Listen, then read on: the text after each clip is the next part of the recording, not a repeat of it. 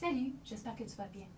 Alors hier, tu as pris conscience de quel mode de fonctionnement que tu as envers la nourriture ou quel type de mangeur que tu peux être. On a vu trois, émotionnel, dépendance et par habitude. Et en fait, aujourd'hui, c'est une fois qu'on a pris conscience en majorité, je suis une personne qui va manger par dépendance ou de façon émotionnelle ou par habitude. Une des premières questions pour nous aider à prendre conscience, c'est lorsque tu te lèves pour ouvrir le frigidaire ou aller au garde-manger, puis pour manger, c'est de te poser la question pourquoi je mange. Et de prendre le temps de t'écouter. Tu vas te donner la réponse. Et lorsque c'est pas parce que tu as faim, tu ne sens pas la faim, il n'y a pas de gargouillement dans ton estomac, alors pose-toi la question pourquoi je suis en train de manger présentement. Si tu es en train de manger parce que tu veux combler un vide, parce que tu veux combler, parce que je suis tout seul, parce que je suis en train de regarder la télévision, puis là je trouve ça plate, parce que je suis en train de penser à quelque chose, puis ça me donne du stress, parce que je suis anxieuse, parce que j'ai une bonne nouvelle, parce que j'ai une mauvaise nouvelle, peu importe, c'est au niveau émotionnel. Donc, lorsque tu prends conscience que tu es en train de manger parce que pour combler un sentiment émotionnel, tu veux faire autre chose, tu veux le remplacer. Comment qu'on remplace? On veut changer l'énergie. Une des premières choses, c'est bouger. Donc, c'est la raison pour laquelle la capsule On bouge, elle est super importante parce que tu vas apprendre plein de trucs qui vont faire en sorte qu'au moment où est-ce que tu viens de prendre conscience que non, j'ai pas faim pantoute, là, je suis en train de manger mes émotions, je vais bouger. Ça peut être comme quelques minutes que tu bouges, tu vas voir que ton énergie, elle va changer. Ça peut être d'écouter la musique, ça peut être d'appeler un ami, ça peut être n'importe quelle autre action qui fait en sorte que tu n'es pas en train de mettre quelque chose dans ta bouche juste pour combler un vide émotionnel.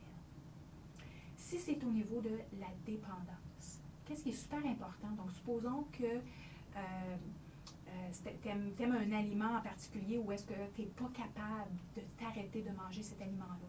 Par exemple, les chips, ça peut être le chocolat, ça peut être la crème glacée, c'est souvent les sucreries ou le salé parce que ces aliments-là, ils ont un effet à l'intérieur de notre corps. Et puis, les compagnies, ils le savent, hein? Les compagnies alimentaires, ils le savent très bien. Alors, qu'est-ce qu'on veut faire pour se défaire d'une dépendance? Bien, on veut ne pas acheter de cet aliment-là, au moins pendant plusieurs semaines, jusqu'à temps où est-ce qu'on ait développé l'habileté de se portionner puis de manger de façon équilibrée cet aliment qui est dépendant. Alors, on veut éviter de l'acheter et au plus tôt, lorsque j'ai le goût d'une crème glacée, bien, si elle n'est pas dans mon réfrigérateur, alors je dois prendre mon auto puis me rendre à la crèmerie la plus proche ou bien marcher pour me rendre à la crèmerie la plus proche. Bien, des fois, c'est souvent la pensée, elle va s'éliminer par elle-même.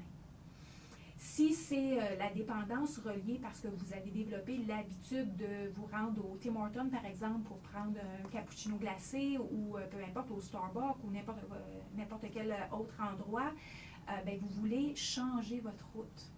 Donc, on veut pour se défaire de l'aliment de dépendance, on veut changer l'habitude. On a besoin de changer qu'est-ce qu'on fait habituellement. Alors, si je prends toujours la même route, puis je passe en avant du Tim Hortons, puis automatiquement, je vais arrêter, mais je vais passer par une autre route. Alors, ça va m'obliger à me défaire de cette dépendance. Vous pouvez aussi le dire aux gens. Dites aux gens que vous tentez de briser cette habitude-là et que ça vous aiderait si il vous aiderait à vous garder imputable. Et c'est aussi la raison pour laquelle que vous pouvez vous donner comme engagement de ne pas acheter ces aliments-là pour quelques semaines. Ça ne sera pas de façon perpétuelle, ça ne sera pas pour le reste de vos jours. Et je comprends très bien que vous allez peut-être avoir des gens qui, votre conjoint ou conjointe, même vos enfants, où est-ce que disent, ben moi, j'en ai pas de problème avec mon poids, puis je veux être capable de manger. Bien, dites-vous que c'est aussi des bonnes habitudes alimentaires. Ça n'a pas juste rapport avec le poids. Il y a des gens qui sont très minces, mais ils n'ont pas des bonnes habitudes alimentaires. Alors, donc, vous pouvez aussi influencer les gens de votre entourage. Alors, donc, de demander aux gens qu'on peut-tu se donner cet engagement-là ou est-ce qu'on ne va pas en avoir dans notre épicerie. Ça va m'aider à me défaire de cette habitude-là. Au niveau vraiment de l'habitude comme telle, donc, ça veut dire c'est qu'on comme je vous expliquais, c'est comme prendre un café et on n'y pense même pas. Hein. Je suis rendue à mon 4e café et ça se fait automatique parce que aussitôt que je ressens un stress quelconque, aussitôt que je suis tannée de faire quelque chose, j'ai automatiquement l'habitude de me lever pour m'en aller à la cuisine pour me faire un café. ou comme je vous ai dit, j'ai automatiquement l'habitude de me lever après mon souper, que j'aille faim ou pas, pour aller chercher mes biscuits. Donc ça, c'est une habitude. Alors, qu'est-ce qu'on fait pour se défaire d'une habitude? On veut la remplacer par une autre. Alors, souvent, elle est associée. Alors, moi, mon café et mes biscuits sont associés ensemble. Alors, j'ai commencé à boire du thé. Quand j'ai bu du thé, bien, thé, biscuits, dans mon cerveau, c'était pas relié ensemble. Alors, j'ai défait cette habitude-là. Jusqu'au moment où est-ce que j'ai repris le contrôle. Donc, est-ce que j'en mange encore des biscuits le soir? Absolument. Mais je reprends le contrôle. C'est plus une habitude faite de façon automatique. Je décide quand est-ce et comment et combien. Je reprends le contrôle. Alors, donc, des stratégies de remplacement, on a besoin en premier de prendre conscience de pourquoi je mange et deux, avoir des petites actions qui sont différentes de ce que je faisais auparavant pour me défaire de manger mes émotions, manger pour combler les émotions, manger juste parce que, par dépendance, parce que je ne suis pas capable d'arrêter de manger mon sac de chips ou si c'est du fromage. Hein, pour certaines personnes, ils vont manger le sac au complet parce qu'ils ne sont pas capables de s'arrêter. Ou par habitude, tout simplement parce qu'on n'y pense même pas. C'est juste comme ça. Alors, on les remplace. Donc, trouver des actions, des façons de les remplacer.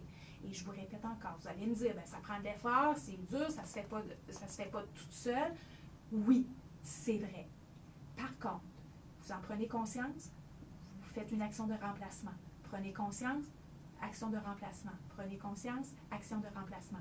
Vous faites ça, vous répétez ça pendant des semaines et vous allez voir que ça va devenir un automatisme. Prendre conscience de qu'est-ce que vous mangez et pourquoi vous mangez va devenir un automatisme. Je vous vois demain.